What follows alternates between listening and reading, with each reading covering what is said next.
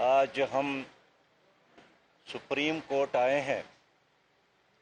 مولانا ہدایت الرحمان general secretary Jamaat Islami Balochistan اور حق دو تحریک گوادر کے قائد سپریم کورٹ نے ان کی گرفتاری کو ہر لحاظ سے غیر قانونی قرار دے کر رہائی کا فیصلہ کیا ہے۔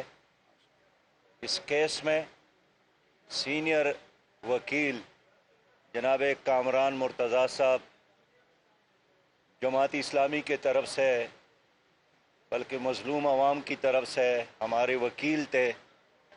اچھے دلائل اور اچھی تیاری کے ساتھ انہوں نے ہماری نمائندگی کی۔ ہم اس کامیابی پر، کامرانی پر اللہ تعالیٰ کا شکر ادا کرتے ہیں اور گوادر کے عوام کو مبارکباد دیتے ہیں۔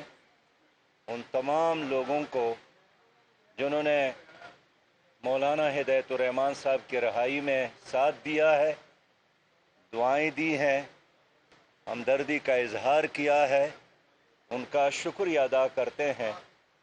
اور آج ہمیں سپریم کورٹ کے اس دہلیز پر ایک حق مل گیا ہے، انصاف ملا ہے، ہم اس پر اللہ کا بھی شکریہ ادا کرتے ہیں۔